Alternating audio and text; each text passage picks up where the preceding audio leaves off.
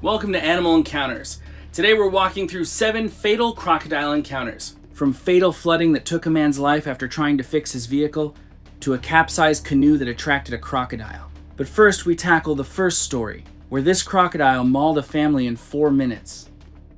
It was May 2nd, 2016. The wet season had not fully released its grip on the floodplain. Water levels were receding in the incremental way that marks the seasonal transition in the north, a centimeter here, a tide line there, the slow revelation of bank mud that had been submerged since November. The afternoon heat pressed flat across the exposed ground and turned the shoreline into something that shimmered at the edges. The light came down at a low angle across the channel and made the river look, from a distance, like something calm. I've read enough of these reports to understand what kind of place this is. Not remote in the dramatic sense, remote in the quiet sense. The kind of place where the absence of other people stops feeling like isolation and starts feeling like the natural state of things. That shift in perception is not always an asset. Jacob Renner was 41 years old, a contractor who spent his leave time in places that required some effort to reach. His wife, Melissa, had accompanied him on enough of these trips to be comfortable in the field. Their son, Ethan,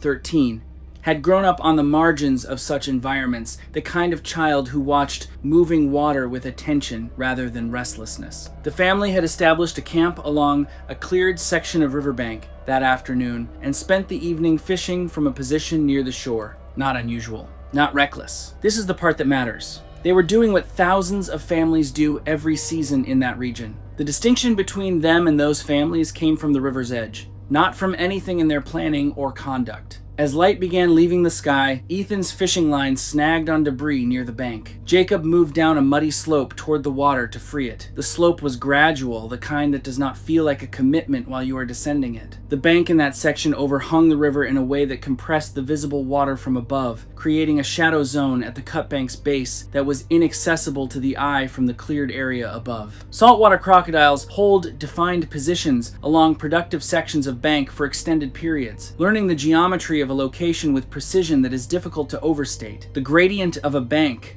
the depth at its base, the angle of approach a large terrestrial animal must take to reach the water from above. Investigators later identified the overhang at that section of bank as a structurally ideal holding position. The depth of the water at the cut bank's base, the angle of the overhang, and the approach corridor the slope created were consistent with features that large animals in that river system were known to use. The animal was submerged along the cutback's base, settled against the soft mud, its eyes at the waterline. The thing about this species that I find most difficult to communicate is that it does not telegraph. A grizzly gives you stress indicators if you know how to read them. A saltwater crocodile gives you nothing. The approach is the attack, and the attack is the first indication that the animal was ever there. Jacob stepped within range. The animal came off the bottom without surface warning, cleared the distance in a single explosive movement, and took him at the bank's edge. Melissa contacted emergency services immediately. Search crews reached the location in a time frame that, under other circumstances, might have been fast enough. Jacob Renner did not survive. Investigators noted the gradual slope as an approach corridor that concealed the cut bank's base from above. The section of bank had a documented history of crocodile activity in preceding seasons. That history had not been formally communicated to visitors accessing the area.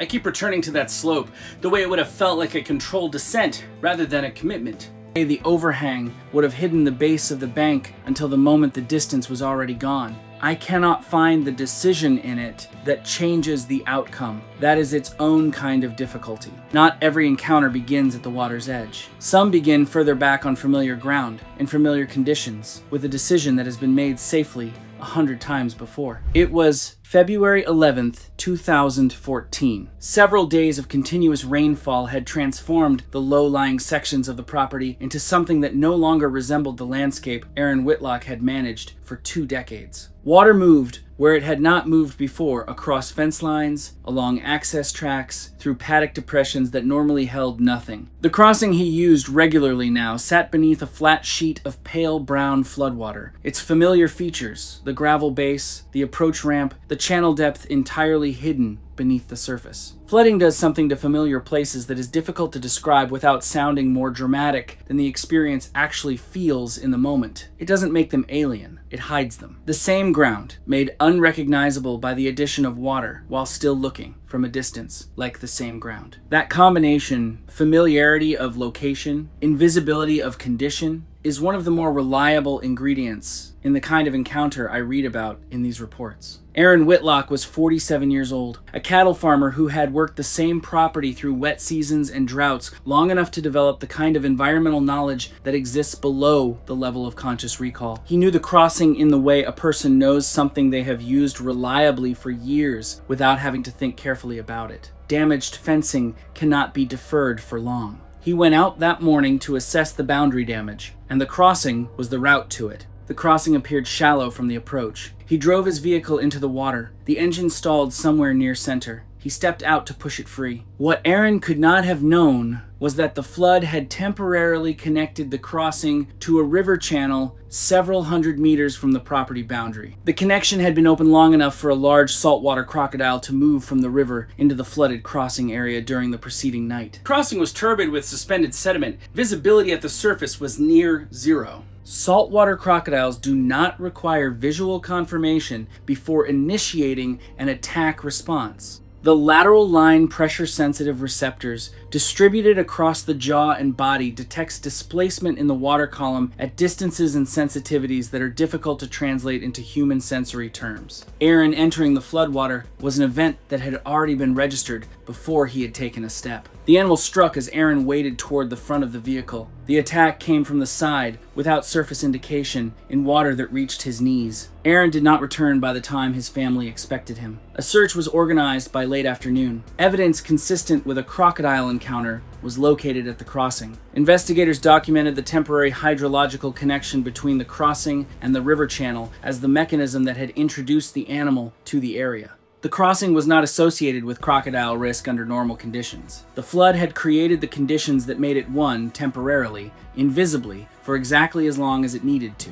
2 decades of knowledge about that property, every paddock, every drainage, and the one thing the flood created was a connection to the river that had never existed before. That is what I keep arriving at when I read this case.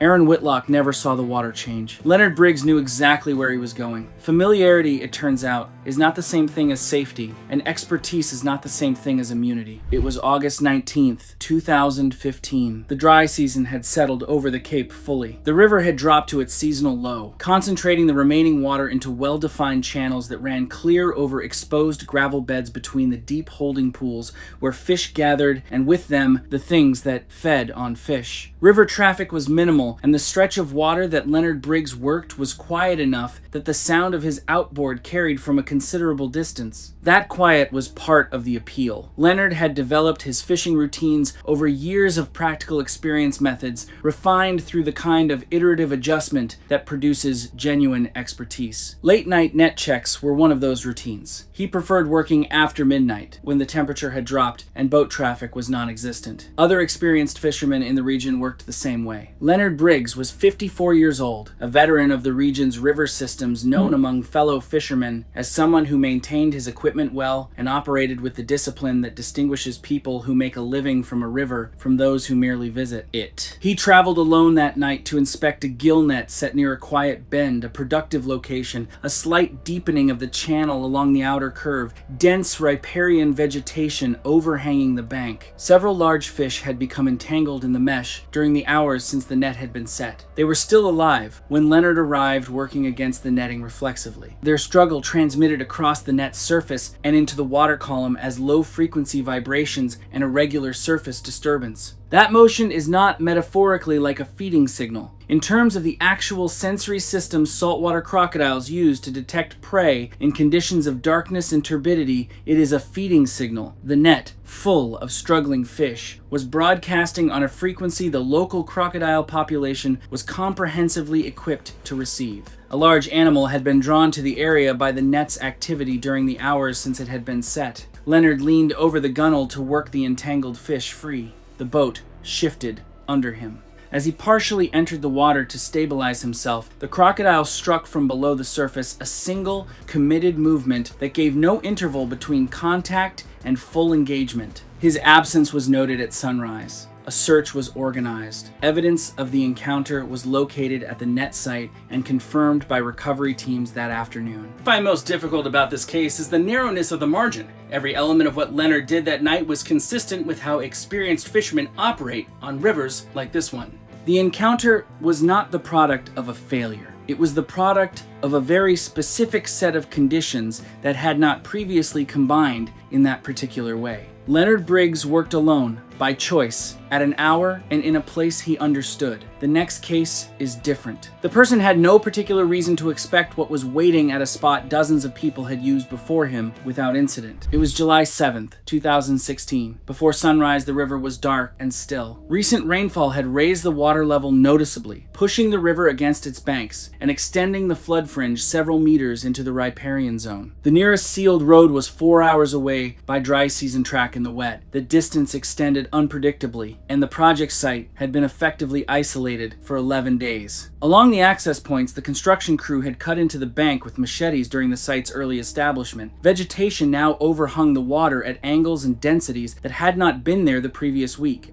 I have read enough of these reports from river systems in part of the world to understand the risk does not always announce itself dramatically. Sometimes it is exactly this: a familiar access point, slightly altered by a few days of rain, approached before full daylight by someone doing a routine task that needed to be done before the working day began. Nathaniel Cross was 33 years old, a construction worker stationed at a remote infrastructure project in the Northern Territory, a dry season road extension intended to open a section of cattle country to year-round access. The site ran on a fly-in, fly-out roster, but the wet season had complicated the rotation schedule, and the crew of 9 had been on site longer than planned. There was no reticulated water supply within viable range. That morning, he had volunteered to collect water from the bank access point the workers used regularly before the rest of the crew began their day. The access point had been cut during the dry season, when the bank offered a clear approach to the water with stable footing and an unobstructed line of sight in both directions along the river. The recent rainfall had altered the approach visibly but not significantly. To first examination, the vegetation had been pushed out over the water by the rising level. The approach ground was softer underfoot, and the flood fringe had extended an overhang across the section of bank that offered the clearest access. Estuarine crocodiles in areas where human activity is regular and predictable do not avoid the locations of that activity. In areas where people access the water at defined points on a regular schedule, crocodiles learn those points not through conscious reasoning, but in the behavioral sense that the animal investigates locations of repeated human disturbance, finds them non-threatening, and returns. A site crew drawing water from the same bank point each morning on a consistent schedule represents exactly that kind of predictable disturbance signature. The access point the crew used was not unknown to the local crocodile population. A large animal had positioned itself beneath the overhang the flooding had created at the bank's edge during the preceding night. From below the surface, through several centimeters of turbid post-flood water, the overhang provided complete concealment. The approach path to the collection point brought Nathaniel directly over the position the animal was holding. The operational logic of collecting water at a familiar point before full daylight, I cannot find the failure in it when I examine it in isolation. What it did not account for was the way the flooding had repositioned both the bank's geometry and the animal using it. That repositioning was invisible from the approach. Nathaniel knelt beside the river to fill the containers. The animal launched from beneath the overhanging vegetation, clearing the distance before he could react or rise. Workers in the site camp heard the disturbance and reached the access point quickly. They arrived too late. Recovery teams, coordinated through the nearest ranger station more than 200 kilometers away, confirmed the encounter and its outcome. I think about the containers left at the bank edge, partially filled while the workers who heard the disturbance came running toward the river. The small, ordinary objects that were the whole purpose of that morning. Nathaniel Cross was where the work required him to be. Christopher Hale chose his position, deliberately moved toward the water, past a marker placed specifically to stop him. The barrier was there. He crossed it anyway. It was March 3rd, 2017. The morning was warm and clear along the river Strong, even light that drew visitors from the road in numbers that peaked mid-morning. The river moved slowly in the heat. Birds worked the overhanging vegetation along the opposite bank. It was the kind of environmental presentation that makes it easy to understand why people travel long distances to stand beside this particular river. Christopher Koop was 29 years old, a traveler who had made the trip north specifically to see the region's wildlife. He had a camera and a photographic objective. The viewing area overlooking the river offered a wide perspective from an elevated position suitable for orientation, less so for the kind of close framing that produces the images Christopher was after. The water below appeared undisturbed. There was no visible indication of crocodile activity in the immediate area. Warning barriers had been installed along the sections of shoreline with documented crocodile activity. They were marked. Their purpose was not ambiguous. Christopher stepped beyond one of them and moved closer to the water to find a lower angle. This is the mechanism I find, when I examine it closely, genuinely difficult. Not the decision to cross the barrier. That is straightforward to evaluate. The mechanism, is the perceptual one. The water appeared empty. The threat was invisible. Christopher's attention was directed at a technical problem angle. Light, framing, and the surface of the river gave him nothing that registered as a reason to stop. The river in that section curved in a way that created a slight backwater along the bank edge, slowing the current and producing conditions consistent with a resting location for large animals. Investigators concluded that a crocodile was occupying the water directly below the bank at the time of the encounter. There was no surface indication of its presence from above. Christopher crouched near the bank edge to lower his angle. The animal came out of the water at the bank without preparatory movement, taking him before witnesses at the viewing platform could react. Emergency services were called immediately. Responders arrived quickly. The outcome was fatal. Barrier design in wildlife management ultimately confronts a limitation that no engineering can resolve. A barrier stops someone who has not yet decided to cross it. Once the decision is made, even one as incremental and intentionally motivated as this one, the barrier has done everything it was designed to do. Christopher Koop made a decision and walked into it in clear conditions, in broad daylight, with a warning directly behind him. The next case offers none of those reference points. There is no barrier, no visible water, no moment of choice that can be located and examined afterward. It was January 28th. The storm had come through the region during the night with enough force to leave its evidence clearly across the landscape by morning. Debris had collected against the access road fencing. Standing water occupied the low points of the grounds in irregular pools, trending toward connection. Most significantly, floodwater from the storm's peak had pushed through the lower sections of the storage facility's grounds and created a temporary channel connecting the river to terrain that normally sat elevated enough above the water table to remain dry through all but the most significant flood events.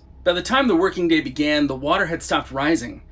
It had not yet begun to recede. Raymond Cho was 45 years old, a facilities worker with detailed knowledge of the property's layout and its relationship to the river during normal conditions. He knew which areas were prone to minor flooding, how quickly levels typically fell, how close the water normally came during wet season peaks. The temporary channel that had formed overnight was not a feature of the property's normal flood behavior. He had not seen it form and could not have known what had moved through it during the night. Saltwater crocodiles respond to significant rainfall events by moving into newly accessible terrain. The mechanism is straightforward. Floodwater opens corridors that do not exist under normal river levels, and large animals that move extensively within their territories will use them. The temporary channel connecting the river to the facility's grounds represented exactly that, a new access route, shallow and connected, leading into terrain the animal had no prior reason to enter. The flood simply opened a path, and the animal moved through it. The floodwater covering the lower grounds carried suspended sediment that reduced visibility at the surface to near zero. A large crocodile, lying in turbid, knee-deep floodwater on a familiar stretch of ground, is as invisible as anything in nature produces. There is no surface indication, no behavioral warning. The water covers everything equally. This is what I keep returning to with this case, and with others in the flood-associated category. The invisibility is complete. Not partial, not challenging complete. The encounter does not announce itself. Raymond moved through the flooded section toward the lower storage area where debris had collected. The animal struck without preparatory movement from the shallow water to his left, where the ground's slight depression had collected an additional few centimeters of standing water, enough to conceal an animal that had not moved since before dawn. There was no opportunity for retreat. Investigators traced the temporary channel from the river to the flooded grounds and documented the position where the encounter occurred. The channel was shallow at its narrowest point in retrospect, an obvious access route for a large animal moving during a flood peak. In the context of post-storm damage assessment on a January morning, it was a feature with no equivalent in any previous operational experience at that site. Raymond Cho was doing damage assessment after a storm on a property he knew. That is the entire context of this case. There is no departure from reasonable practice to locate. There is only the channel and the night and the animal that used both. Raymond Cho never left familiar ground. The last case involves a man who was moving through terrain that was never familiar to begin with. Remote, fast-moving water at the end of a day when the light had already gone. It was October 15th, 2018. Late in the afternoon, the light on the river had gone flat and directionless. An overcast arriving in mid-afternoon that compressed the remaining usable daylight into something shorter than the day's schedule had assumed. The river moved with the strong mid-channel current typical of the early wet season transition. The banks on either side were dense, with vegetation extending out over the water along the outer curves of each bend. The water was dark and fast. In river systems like this one, those outer bends matter. The deeper water against the bank, the reduced current beneath the overhanging vegetation, the concealment provided by the roots and shadows, these are among the most consistently occupied locations for large estuarine crocodiles. They are productive holding areas, places where a crocodile can remain largely invisible while expending very little energy. The river did not merely contain crocodiles, its structure actively favored them. Tyler Monroe was 38 years old, traveling through a stretch of river that required independent navigation, not guided or supported, but undertaken by people with sufficient experience to cover the distance. He was moving through the section in the mid-afternoon with the intention of reaching a rest point before full dark. The current was running faster than the mid-channel appearance suggested. A submerged log lay across the path of the vessel in a section where fast current and flat light made reading the surface accurately at pace difficult. The contact with the log was not violent, but it was enough to compromise the canoe's stability. The vessel overturned. Tyler entered the river in the mid-channel. What happened next is one of those sequences that becomes obvious only when examined afterward. The current in that section did not disperse toward both banks equally. It pressed toward the outside bend, where deeper water ran beneath dense vegetation and undercut sections of bank. The same hydraulic conditions that favored crocodiles as ambush predators also dictated where a person in the water was likely to be carried. I think this is the detail that deserves attention. The capsize itself was not the encounter. The river had already begun determining where Tyler would end up before he surfaced. The current carried him toward the outside bend. The canoe drifted separately. Tyler attempted to angle toward the shoreline, but the flow was stronger than it had appeared from the boat. Each effort to cross it resulted in only incremental progress. The vegetation along the outer bank grew larger as the current pushed him downstream. A large estuarine crocodile was already holding position beneath that vegetation. Investigators examining the river afterward identified the bend as a structurally ideal crocodile location. Deep water against the bank, overhanging cover, reduced flow beneath the vegetation. These are precisely the features repeatedly associated with large resident animals throughout northern river systems. The crocodile did not arrive because Tyler entered the water. It was already there. Saltwater crocodiles do not rely primarily on vision when detecting disturbance in the water.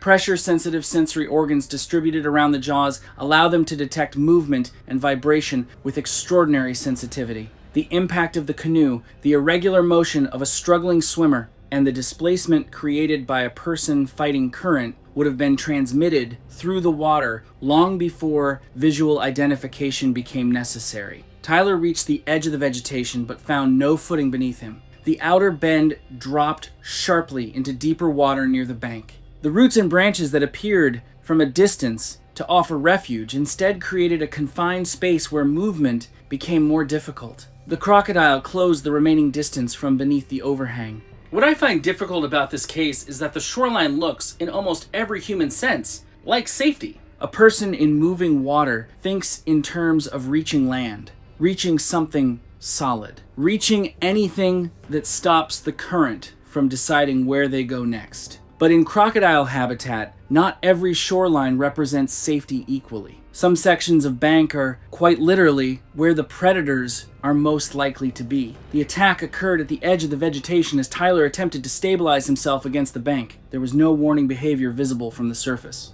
No indication that the animal had been present beneath the overhang. The strike came from close range and was over in seconds. In a location that remote, with the light already failing, with no other vessel in the section, and no communication infrastructure that could connect a call for help to a response in any relevant time frame, what followed was not a situation that admitted of rescue. The isolation that characterized the route was not incidental to the case. It was the condition under which everything else occurred. I have read cases where the isolation was clearly a decision, someone choosing to travel alone in terrain that warranted a companion without informing anyone of their route. This case is not straightforwardly that. Remote river travel in this part of the world is often undertaken alone by people who know the river for practical reasons, not easily dismissed. What the isolation meant here was not that a bad decision had been made. It was that there was no margin for the specific combination of circumstances that developed that afternoon. Search teams were organized when Tyler failed to arrive at his expected destination. They reached the section of river the following morning.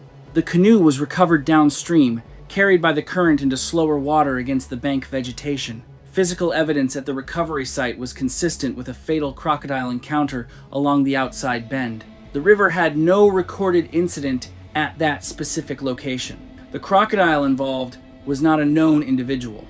It was simply occupying the kind of position large crocodiles have occupied in rivers like this for thousands of years. The current carried Tyler toward the bend. The bend held the crocodile. Everything else followed from there.